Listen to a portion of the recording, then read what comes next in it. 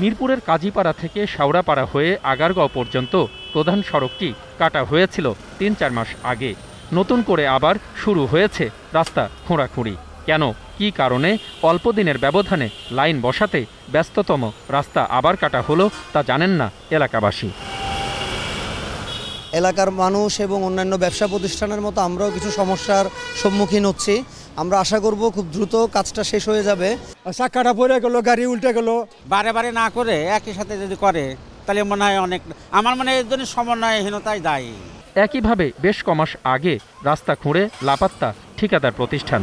নোংরা দুর্গন্ধযুক্ত পানি জমে থাকায় ভোগান্তিতে খিলগাঁও, মৌচাক, ইব্রাহিমপুর, কাজীপাড়া, ইটখোলা বাজার, মালিবাগ, রামপুরা, শান্তিবাগ আর পুরান ঢাকা সহ বিভিন্ন ওয়ার্ডের মানুষ।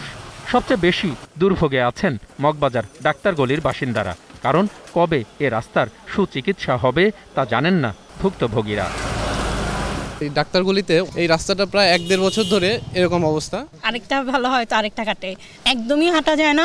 প্রায় সময় এরকমই পানি পাই আমরা। এতে কিন্তু আপনার জীবাণু ছড়াচ্ছে, বাচ্চা কাচ্চা অসুস্থ হচ্ছে। এখনো বর্ষা আসে নাই, বর্ষা আসলে কি হবে ভাবেন। অর্ধেক কাজ পড়ে আছে, পাইপ পড়ে আছে, এখন কাজে কোনো অগ্রগতি হচ্ছে না। ময়লা পানি, নাপাক পানি, সেটা আমরা পাড়ায় মসজিদে যাই আবার ওইখানে উজু করতে হয়। নগর পরিকল্পনাবিদেরা বলছেন সমন্বয় ছাড়া কার্যকরী উন্নয়ন সম্ভব নয়। এক এক দিন এক একজন এক একটা সিদ্ধান্ত নেয়।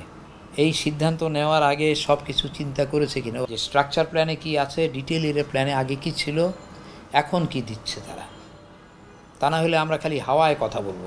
এখন থেকে বর্ষার আগে এ ধরনের রাস্তা খোঁড়াখুঁড়ি থেকে রেহাই চান নগরবাসী। প্রধান সড়ক থেকে অলিগলি পর্যন্ত সব জায়গাতেই রাস্তা কাটাকাটির কারণে সাধারণ মানুষের কষ্টের শেষ নেই। প্রিয় দর্শক, আপনার চারপাশে নানা সমস্যা আর ভোগান্তির চিত্র তুলে ধরবে 21শে টেলিভিশন। এসব তথ্য জানাতে ফোন করুন, এই নম্বরে পৌঁছে যাব।